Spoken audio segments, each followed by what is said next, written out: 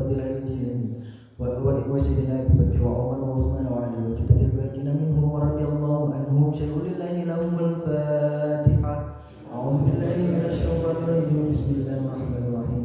الحمد لله رب العالمين الرحمن الرحيم مالك يوم الدين.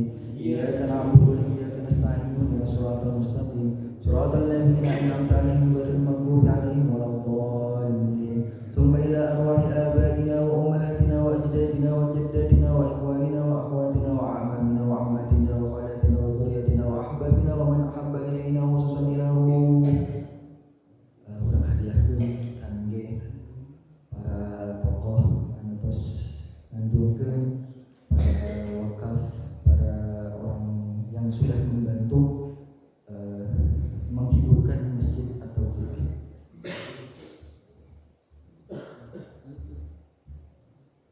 Summa ila wa masyayikhina fid din.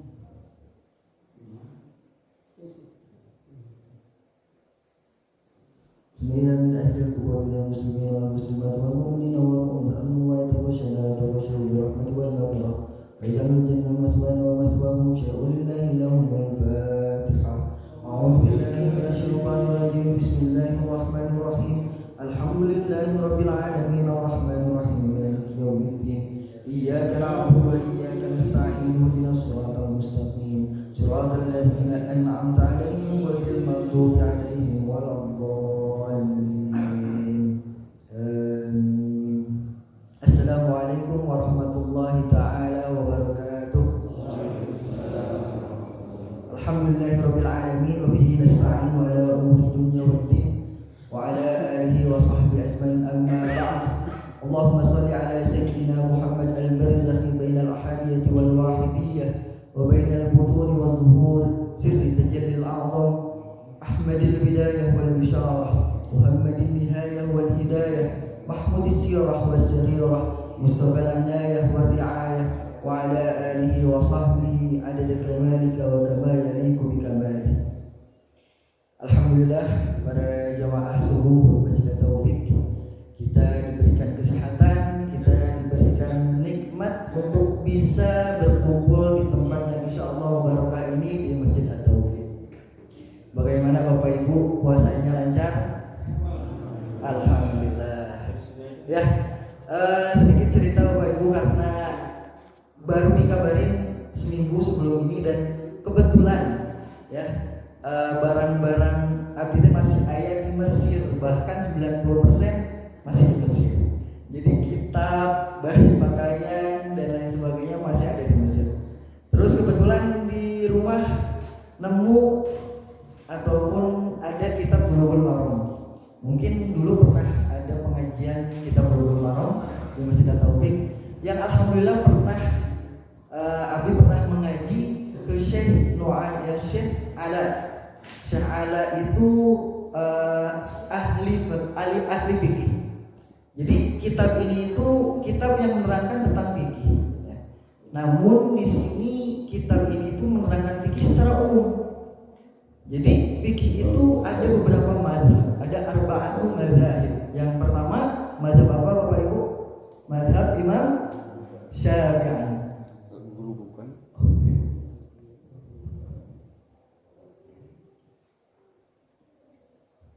Ya, yang pertama ada Al-Imam Syafi'i, yang kedua ada Al-Imam Malik, yang ketiga ada Imam Hanbal, yang keempat ada Imam Hanafi. Kita di Indonesia bermadzhab apa Bapak Ibu? Syafi'i. Nah, kitab ini sebenarnya bukan menerangkan tentang mazhab Syafi'i. Ini mazhab semua, ya, menerangkan mazhab semua dari keempat itu.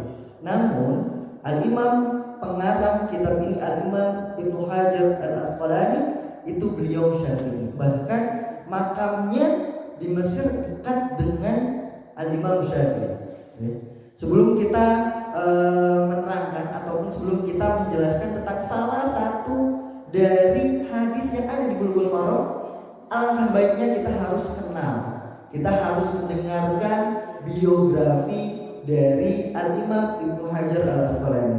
Di kitab ini belum ada biografi beliau, Tapi kebetulan ketika saya belajar ke Syekh Alat, beliau menjelaskan tentang biografi dari Ibnu Hajar al-Asqalani. Ya, bahwasanya Ibnu Hajar al-Asqalani dalam terjemah mukhtasarnya, nama beliau itu Ahmad bin Ali bin Ahmad. Jadi kebanyakan orang ataupun mu'alif itu bukan nama aslinya. Seperti Ibnu Athaillah As-Sakandari. Beliau namanya bukan Ibnu Athaillah As-Sakandari, tapi beliau dikasih lakop sama seperti Ibnu Hajar al-Asqalani. Beliau namanya Ahmad bin Ali bin Ahmad Syihabuddin. Nah, ini nih.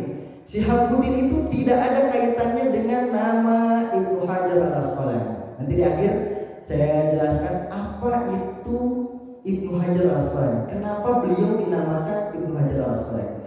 Nah, di sini Syihabuddin ini lakopnya. Mahwan lakop. Apa itu lakop? Pasti jaranglah mendengar kita di Indonesia lakop. Lakopnya apa? Kunyahnya apa? Nama masyhurnya apa? Lakop itu ismun yudha'u ba'da ismil awal.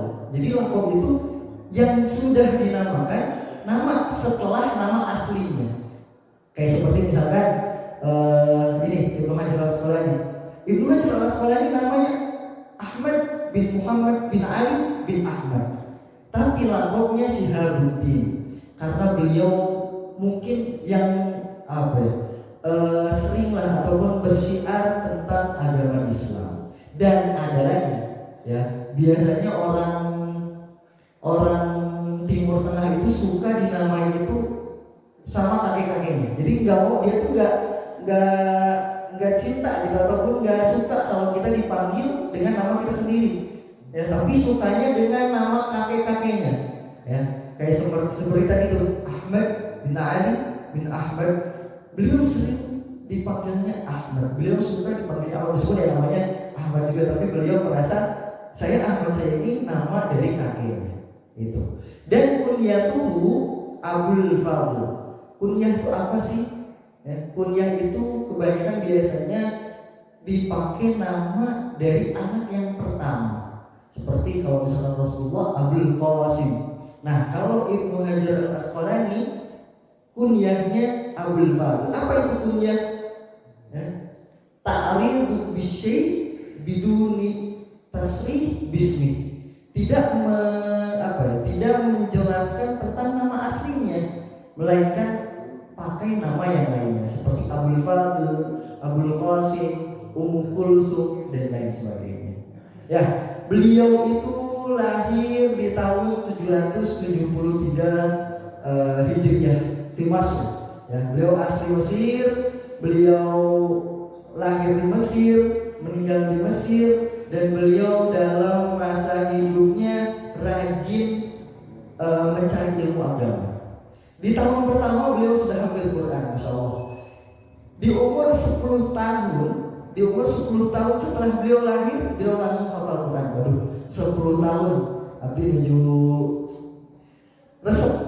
Mungkin resep main layangan ya, lamun barudak aya nama umur 10 tahun teh resepna main layangan. Tapi alhamdulillah di Indonesia banyak kemajuan. Banyak para tahfidz Quran di umur 8 tahun, di umur 7 tahun. Mudah-mudahan di kampung Cikasa juga ada yang meneruskan menjadi tahfidz Quran. Amin ya rabbal alamin. Setelah 20 tahun, di tahun 793 beliau sudah selesai dengan ilmu Al-Qur'annya, beliau sudah selesai dengan belajar ilmu bahasanya, nahwu sharaf dan sebagainya. Barulah setelah 20 tahun beliau fokus belajar ilmu hadis. Maka beliau punya lakop juga, yang punya gelar yaitu Al-Hafidz. Al-Hafidz itu orang yang menghafal 100.000 hadis. Ya, jadi ada muhadis, ada al-hujjaj, ada musnid dan lain sebagainya. Dan kebetulan beliau digelari Al-Hafidz atau menghafal 100.000 hadis. Ya. Beliau, ini Ini yang paling terpenting kita sebelum membacakan salah satu hadis yang ada di kitab Bulughul Maram. Ini yang menurut aku pribadi, ini yang harus kita renungi, yang harus kita tanamkan di diri kita. Setelah 20 tahun, setelah di umur 21 tahun, dalam 1 tahun beliau menghafal banyak hadis, dan beliau ditawari menjadi mufti atau qadhi. Ya, di sini dijelaskan, walamma kana yamilu ila hadis faqad awqafa hayatahu ala dirasati mawdu'a sub'umiyah 93 wa darasa hadis 10 sanawat kamilat ala Zainuddin al-Iraqi al-mutawaffis sanah 800 wa sittah. Dan warafadha mansiban, tadi setelah beliau ditawari untuk menjadi qadhi, ya, tapi beliau menolak tawarannya. Masya Allah, banyak para mu'alif, para syekh, para imam di Mesir itu banyak tawadhu. Nah, ini mencontohkan tawadhunya beliau. Beliau sudah hafal 100.000 hadis, beliau sudah hafal Al-Quran, tapi ketika beliau ditawari menjadi qadhi, kalau qadhi itu sekarang di Indonesia itu mungkin MUI, Majelis Ulama Indonesia, kalau di Mesir itu Grand Sheikh. Terus ya banyak mungkin di negara-negara, intinya yang menjelaskan atau yang menentukan tentang hukum masalah hukum syariah Islamiyah seperti itu. Nah, beliau saking tawadhunya, beliau menolak berkali-kali, ditawari menolak, dan akhirnya di sini ada penjelasan qabla akhiran ba'da majlis sadiqihi qadiyan al-qudha Jamaluddin al-Bulqini. Tapi setelah di akhir dipaksa karena sudah mampu untuk menjadi qadhi, akhirnya beliau mau. Wah, kalau sekarang itu di Indonesia mungkin suksesnya ini ya, ditawari jabatan langsung mau, ditawari ngajar langsung mau. Ya, mungkin anak pribadi juga merasa kurang pantas ada di atas bapak-bapak, yang kurang pantas harusnya di bawah aja. Tapi tadi katanya biar terlihat gitu. Tapi dari pribadi belum pantas duduk di atas bapak-bapak semuanya. Tapi ya itu tadi, tawadhu harus dikedepankan. Apa itu tawadhu? Ada muta'ali wa takabbir ala ahadin minan nas. Tidak ada ataupun tidak merasa tinggi, tidak merasa takabur di hadapan orang banyak. Ya, jadi banyak sedikit cerita Bapak Ibu, di Mesir itu banyak guru-guru, banyak dosen-dosen yang ketika datang ke kuliah itu tidak menggunakan mobil mewah, melainkan menggunakan tuk-tuk, kalau di sini itu bajai. Ya, jadi dari rumahnya ke kuliah itu tidak pernah mau menggunakan mobil mewah. Ya. Beliau lebih senang berjalan kaki, bertemu dengan para murid-muridnya. Bahkan kita kalau misalkan tidak mengenali lah, ataupun tidak kenal, ataupun tidak melihat guru kita, kita nggak anggap itu guru kita. Padahal beliau itu guru beliau. Ada yang kemarin baru datang ke Indonesia, Syekh Abdul Aziz Ashinawi. Beliau ketika sebelum datang ke Kairo itu Kairo ataupun ibu kotanya Mesir, beliau ngajar di kampung. Ya, beliau ngajar di kampung, beliau ngajar anak kecil, tapi beliau itu mempunyai sanad tertinggi fikih Syafi'i di dunia saat ini. Tapi beliau tidak mau mengajarkan ilmunya di ibu kota. Ya, karena beliau merasa saya lebih nikmat, saya lebih ingin beruzlah, jauh dari keramaian, jauh dari mungkin mall dan lain sebagainya, maksud dan sebagainya. Beliau ingin hanya mengajarkan di kampungnya sendiri. Dipaksa oleh salah satu guru bahwa saya sayang ilmu yang sudah tinggi, sanad yang paling tertinggi dengan fikih Syafi'inya di Mesir, hanya mengajarkan kepada anak-anak kecil. Dipaksalah datang ke Kairo, dan alhamdulillah sekarang sudah terkenal. Beliau menjadi sanad tertinggi dan sering diundang ke Indonesia untuk mengajar pesantren-pesantren yang ada di Indonesia. Seperti itu. Nah, yang terakhir, kenapa beliau terkenalnya dengan nama Ibnu Hajar Al-Asqalani? Ya, Ibnu Hajar, apa sih arti dari Hajar? Hajar itu apa, Ibu? Batu. Ya. Hajar itu batu. Ibnu Hajar anak dari batu, masya Allah. Beliau ilmunya banyak, beliau hafal hadis 100.000, tapi beliau dipanggilnya Ibnu Hajar al-Asqalani. Ada ada rahasia dari cerita Ibnu Hajar al-Asqalani. Jadi ketika beliau itu tidak terlalu pintar, beliau tidak terlalu jenius, beliau mempunyai kekurangan, susah menghafal kitab, susah menghafal matan, susah menghafal Al-Quran.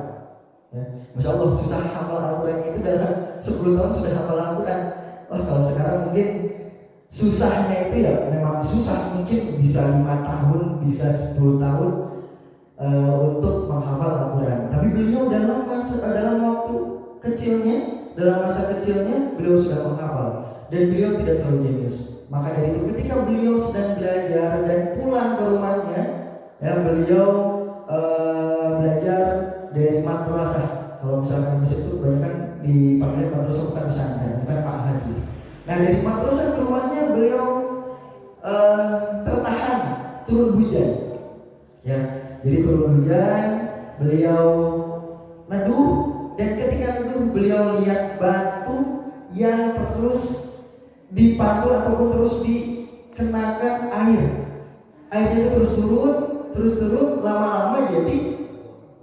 Nah, kalau biasa sudah cikaracap ninggang batu, laut-laut jadi legok, atau laut-laut jadi legok. Nah, jadi dengan air yang tidak terlalu keras, tapi batu lebih keras, dengan demi sedikit, waktu demi waktu, lama kelamaan batu itu akan ada asar itu, ada perubahan dari batu tersebut. Maka dari itu kita yang selaku yang suka belajar menuntut ilmu agama, dengan salah satunya jihad di subuh hari Minggu ini, tidak apa-apa ketika pulang lupa, ketika sehari kemudian lupa, tidak apa-apa. Yang penting kita selalu mencari ilmu, mudah-mudahan nanti ketika 1 tahun ingat ilmunya, diamalkan, dan mudah-mudahan bermanfaat. Amin ya Allah ya Rabbal Alamin. Baik, langsung saja ke hadisnya. Jadi Abi ambil hadis di nomor 679. Jadi yang berkaitan dengan Ramadan. Jadi banyak, mungkin kemarin Bapak Ibu sudah mendengarkan tentang apa kewajiban, kenapa wajib di agama Islam. Jadi agama Islam itu harus berpuasa. Ya. Jadi di sini saya akan membawakan ataupun membacakan hadis tentang sahur. Ya. Jadi sahur itu banyak orang yang lupa tentang sahur.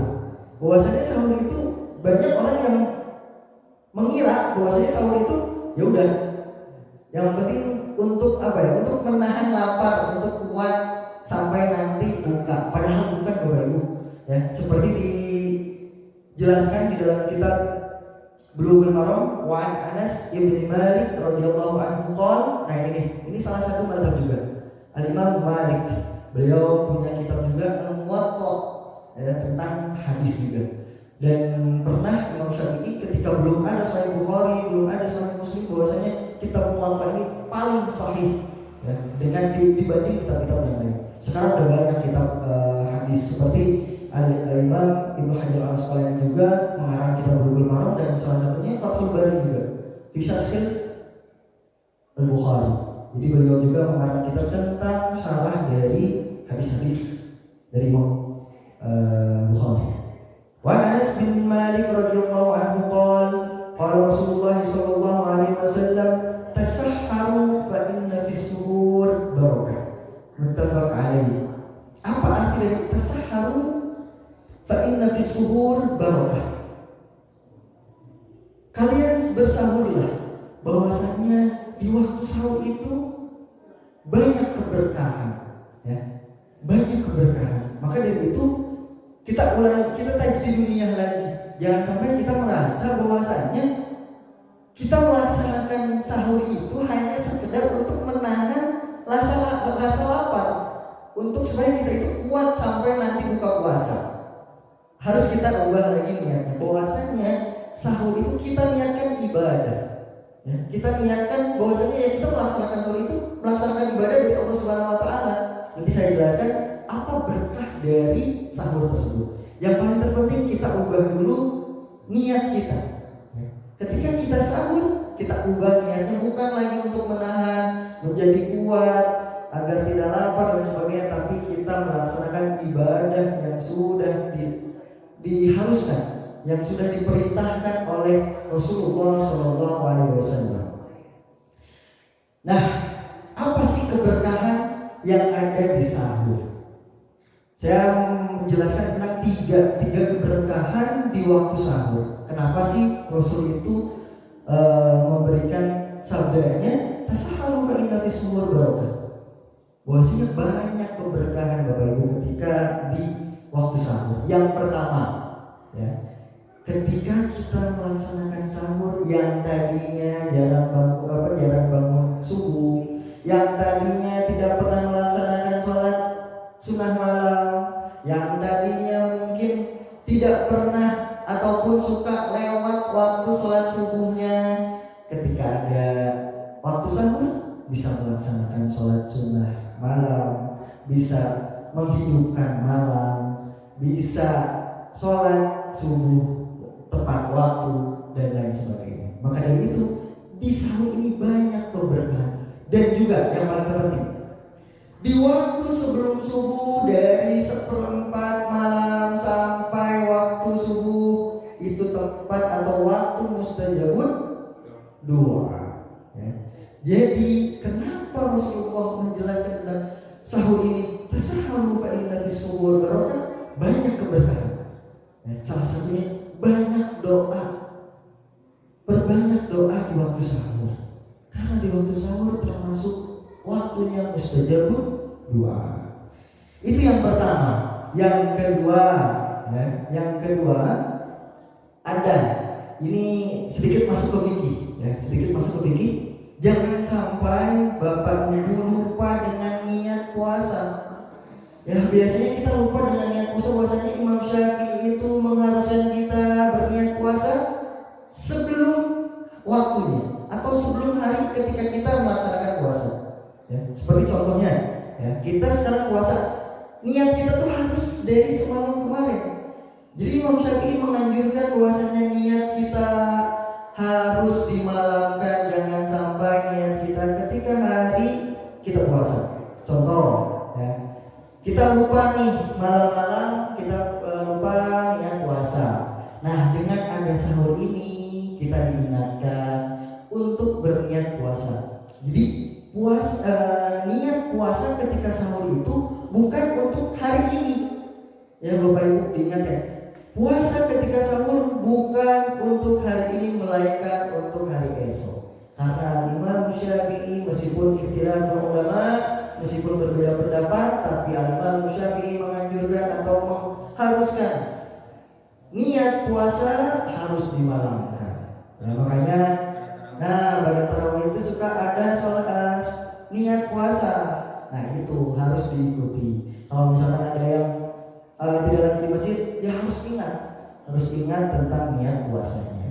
Nah, dan ini keistimewaan adanya sahur untuk mengingatkan kita mazhab Syafi'i berpuasa ataupun niat puasa untuk dimalamkan. Tapi ada juga Imam Hanbal, ya, itu tuh beliau mengharuskan ataupun menganjurkan hanya satu kali saja di awal. Kita boleh menggunakan Imam Hanbal. Kita boleh menggunakan untuk takutnya lupa ketika nanti di pertengahan puasa lupa niat, lupa memalamkan niat. Kita boleh menggunakan mazhab Imam Hanbali satu kali niat di awal bulan suci Ramadan. Tapi kalau misalkan enggak dari awal, ya setiap hari kita harus niat puasa. Terus yang ketiga, tadi yang pertama apa? Kita bisa berdoa, kita bisa melaksanakan sholat malam, kita bisa melaksanakan sholat subuh tepat waktu dan sebagainya. Terus yang kedua, kita mengingat kepada diri kita yang bermadzhab Syafi'i untuk berniat puasa di hari esoknya. Dan yang ketiga, bahwasanya sahur itu bukan lagi, tadi diingatkan lagi, bukan lagi untuk menahan lapar, bukan lagi untuk menahan kekuatan sampai nanti buka, meskipun itu salah satunya untuk fisik kita. Tapi yang terpenting ketika ketika sahur itu kita melaksanakan sunnatul Rasul, ya, sunnatul Rasul. Jadi sunnahnya Rasul itu ketika bulan puasa beliau sahur, meskipun walau meneguk air putih saja, ya. Jadi bukan berarti misalkan ibu-ibu, bapak-bapak jam 12 sudah makan sahur, ya, udah kenyang jam 3, waduh masih kenyang nih, ya, waduh masih kenyang nih. Jadi meskipun kita sahurnya hanya meneguk air putih, itu sudah melaksanakan sunnahnya Rasulullah Sallallahu Alaihi Wasallam. Ya. Jadi harus meluangkan waktunya untuk sahur. Ya. Jadi banyak keistimewaan ketika sahur. Yang pertama, kita bisa melaksanakan sholat malam.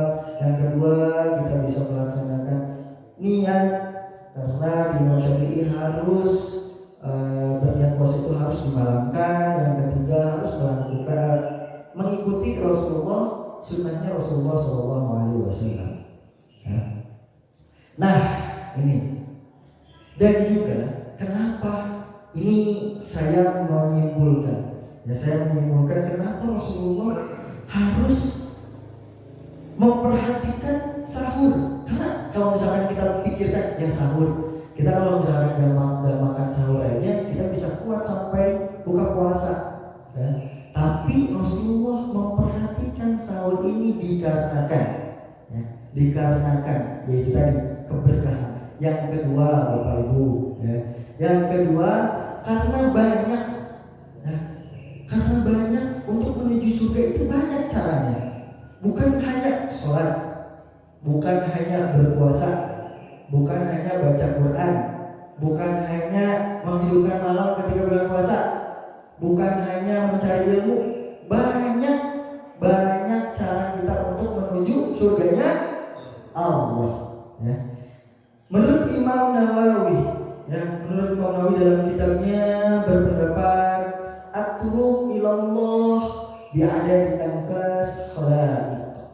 Ya, at-turuq ilallah. Apa sih at-turuq ilallah? Jalan kepada Allah Subhanahu wa taala ataupun jalan ke surganya Allah taala itu banyak seperti nafasnya makhluk, seperti nafasnya yang diciptakan oleh Allah Subhanahu wa taala.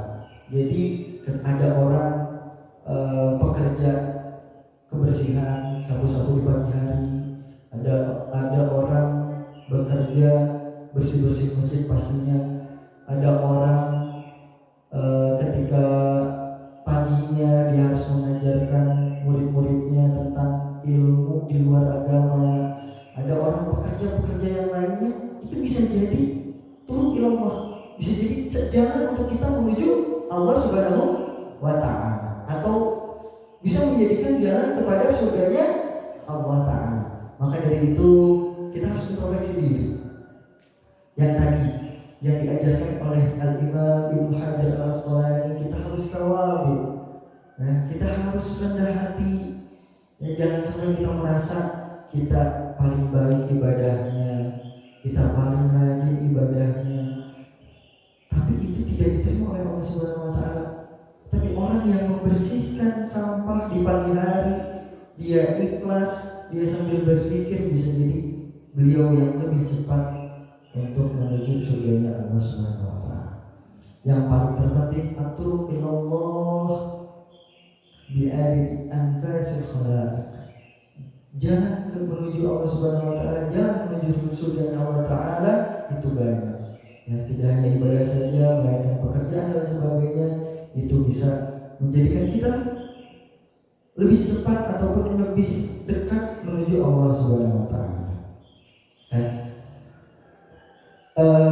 Setelah itu, ya, karena saya peringat perkataan dari Syekhul Kabir, ya, mufti, mantan muftinya Mesir, yaitu Syekh Al-Jum'ah. Beliau dalam kitabnya At-Thariq Ilallah, sama nih seperti perkataan dari Imam Nawawi Al-Jawi. Ini Imam Nawawi asli orang Indonesia yang dimakamin di Mekah. Dan dimakamin di Mekah, ada di sana namanya ma'alat, di pemakaman orang-orang yang ketika meninggal di Mekah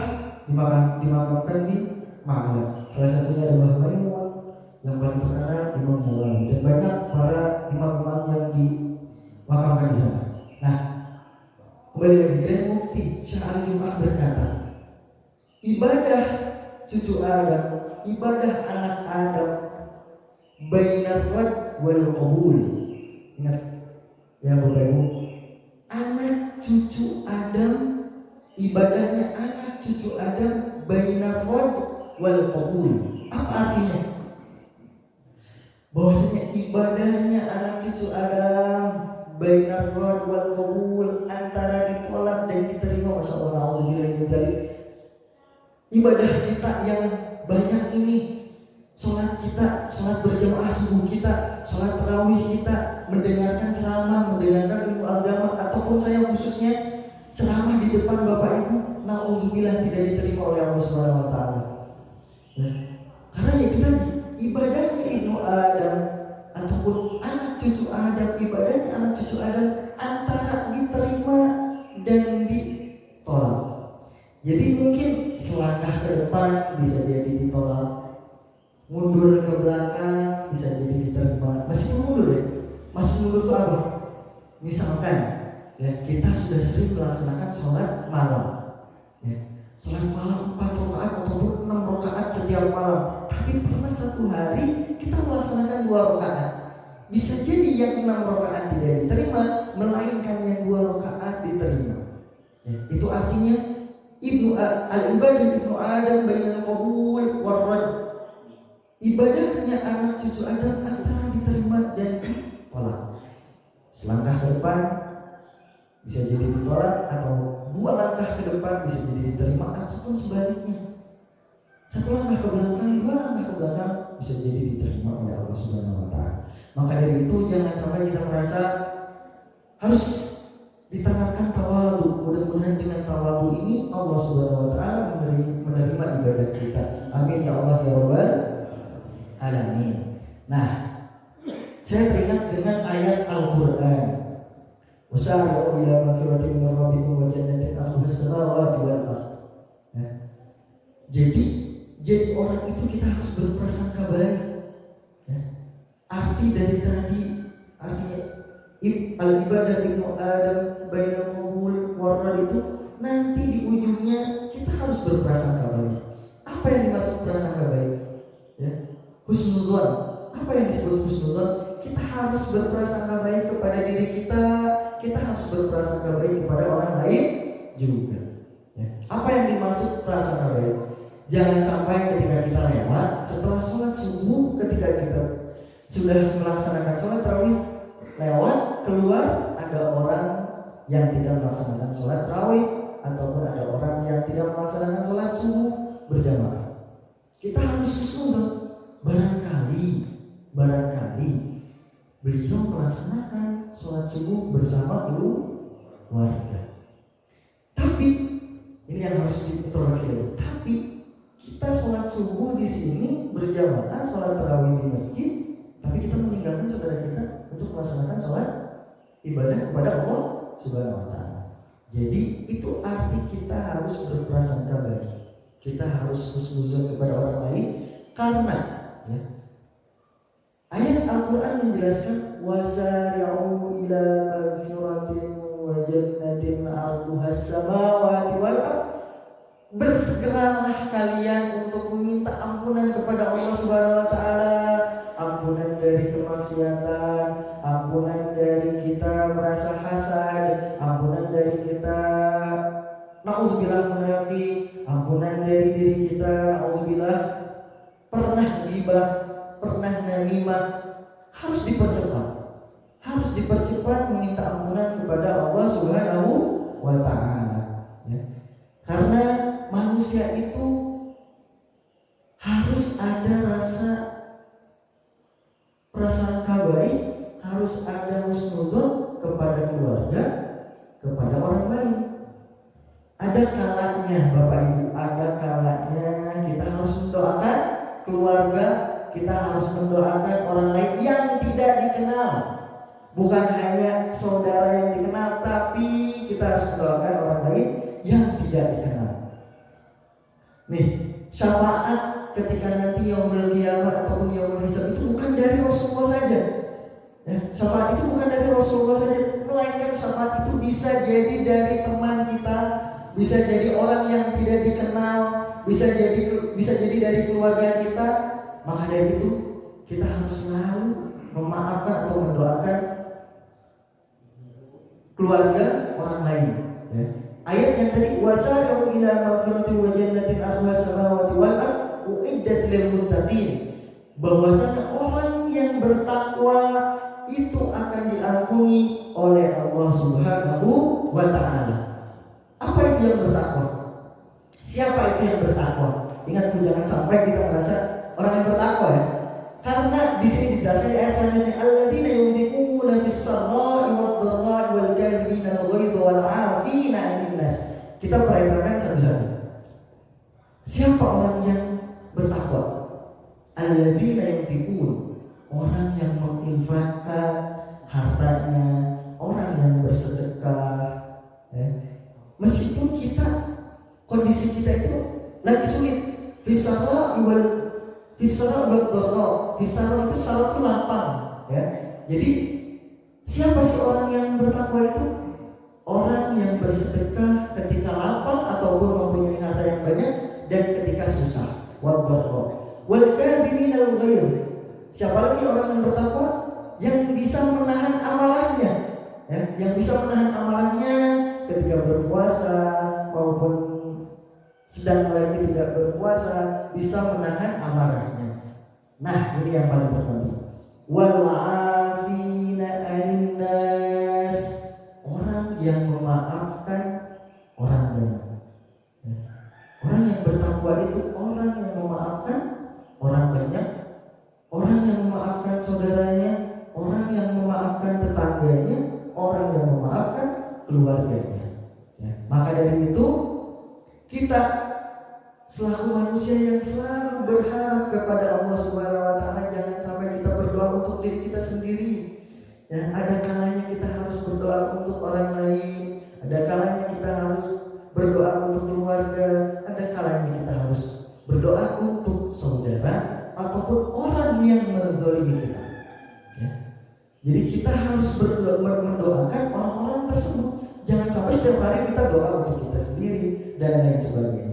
Qala Rasulullah sallallahu alaihi wasallam, "Ma min 'abdi muslimin yad'u li akhihi bi dhahril ghaib illa qala malak wa laka mislan." Ya, artinya apa? Bahwasanya orang muslim ketika mendoakan saudaranya meskipun ataupun mendoakan orang lain meskipun orang lain tersebut menzalimi kita, kata Rasul, malaka walaka bimisli. Artinya apa? Ketika kita mendoakan kebaikan untuk orang yang menzalimi kita, kita akan mendapatkan pahala yang kita doakan untuk orang yang menzalimi kita. Ya. Maka dari itu, ketika ada orang yang menzalimi kita, jangan sampai kita merasa kita harus membalas ataupun kita harus mendoakan yang kurang baik. Kita harus doakan yang baik-baik saja, karena orang yang dizalimi itu doanya mustajab ataupun diijabah oleh Allah Subhanahu wa taala.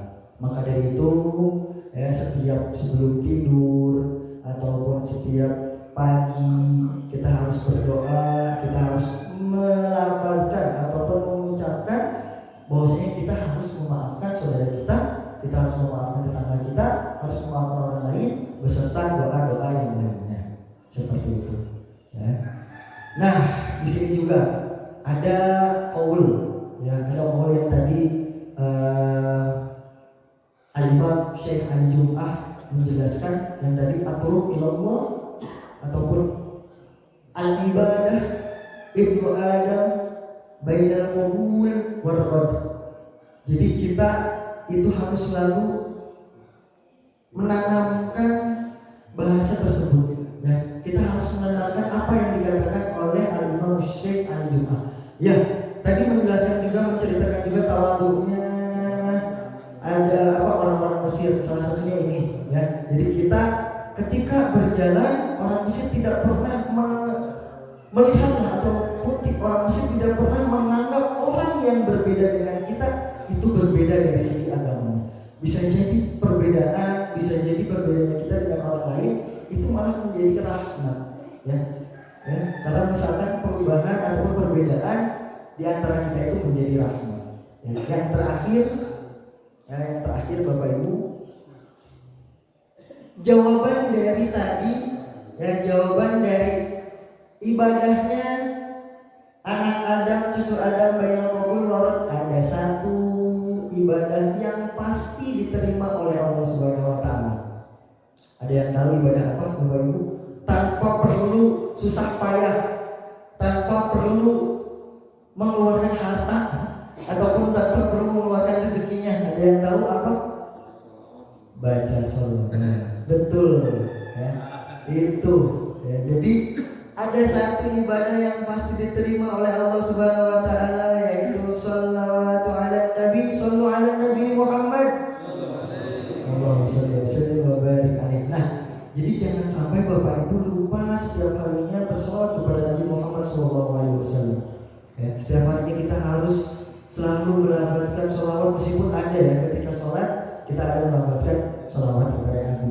Tapi kita harus berbanyak lagi, ya, setelah sholat, setelah di pagi hari, di siang hari. Nah, sedikit cerita Bapak Ibu, kalau di Mesir itu apa ya? Di Mesir itu di mobil-mobil itu ataupun di pelang-pelang itu bukan lagi tulisan-tulisan yang aneh-aneh. Tapi kalau di Mesir itu hal sholaita ala nabi, sedikit tapi menyentuh. Hal sholaita ala nabi, apakah kamu sudah bersolawat kepada Nabi? Itu di setiap di setiap rumah ataupun di setiap tempat, di setiap kendaraan pasti ada tulisan hal sholaita ala nabi. Sami sih di Indonesia ini soalnya di mobil-mobil tehnya tulisannya pantang pulang sebelum bawa uang. Nah, sami oke seharusnya ayah oke di mana di Indonesia oke tulisannya. Nah, di Indonesia tulisannya Masya Allah ya. Di truk-truk di ayah di mana jalan di tol dan sebagainya pantang pulang sebelum pulang atau butuh bujadamu biasanya. Nah, tapi di Mesir itu hal sholaita ala nabi, tulisan di truk-truk, di mobil, di bajai, di angkot, hal sholaita ala nabi. Bahkan yang paling unik lagi di Mesir itu tulisan-tulisannya qul huwallahu ahad, yang mengingatkan kita akan ketauhidan, yang mengingatkan kita akan keesaan Allah Subhanahu wa taala. Jadi meskipun di Indonesia tidak ada tulisan hal sholaita ala nabi, tapi tanamkan di hati kita bahwa setiap hari kita harus bersolawat kepada Nabi Muhammad Sallallahu Alaihi Wasallam. Ya. Jadi, ada terakhir lagi kesimpulan dari hadisnya Rasulullah Sallallahu Alaihi Wasallam, bahwasannya dalam sahur itu tasaharu fa inna fis suhur barokah. Ya, terus ada keberkahan yang tadi lagi, yang keistimewaan yang tadi saya jelaskan, dan sahur juga yang bikin kita berbeda dengan puasa-puasa yang lainnya. Faslu ma baina siyamina wa siyama ahlal kitab aqlatus sahur. Ya, artinya yang membedakan puasa kita dengan puasanya ahlul kitab ataupun orang Yahudi, Nasrani dan sebagainya, mungkin yang dijelaskan oleh Om Sidik waktu subuh pertama, ya, ada saumnya Yom Kippur.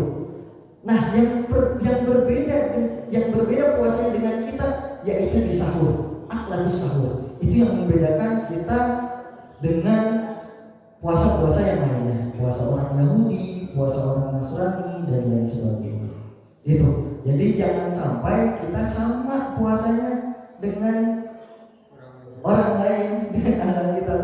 Jadi dengan berbedanya itu harus melaksanakan sahur di setiap harinya. Ya. Dan yang terakhir tadi mau diingatkan lagi, ibadah yang pasti diterima itu ibadah apa Bapak Ibu? Sholawat ala Nabi, sholawat kepada Rasulullah SAW. Mau gak kita disolawati oleh Allah Subhanahu wa taala? Mau gak kita disolawati oleh malaikat? Masya Allah, ketika kita datang ke makam Rasulullah, ketika kita masuk ke Rasulullah, assalamualaikum ya Rasulullah,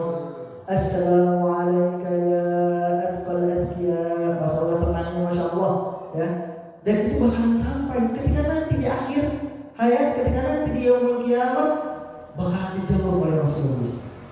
Ya. Dan ini ada keberkahan lagi, ada keistimewaan lagi pada sahur. Ya. Rasul disolawati innallaha wa malaikatahu yusholluna ala nabi. Allah dan malaikatnya bersolawat kepada Nabi. Kita ketika kita ingin disolawati oleh Allah Subhanahu wa taala dan malaikat, kita harus melaksanakan sahur. Kata Rasulullah SAW, fa innallaha wa malaikatahu yusholluna 'alal musahhirin. Ini hadis sahih. Ini hadis sahih. Rasulullah berkata bahwasanya Allah dan malaikat membacakan sholawatnya kepada orang-orang yang melaksanakan sahur. Ya. Makanya ini banyak nih keberkahan-keberkahan yang ada di hadis ini. Seperti tasaharu fa inna fi suhur barokah itu tadi. Yang pertama, Bapak Ibu bisa melaksanakan sholat malam. Yang kedua, bisa melaksanakan sholat subuh tepat waktu. Yang ketiga, bisa membacakan doa di waktu ijabah. Ya. Dan yang paling terakhir kesimpulannya, kalau kita ingin disolawatkan oleh Allah Subhanahu wa taala dengan malaikatnya, kita harus melaksanakan sahur. Ya, alhamdulillah waktu sudah menunjukkan jam 5.54 pas waktu syuruk. Ya, waktu syuruk kita setelah ini melaksanakan sholat syuruk. Ya, mudah-mudahan dengan kita mendengarkan ilmu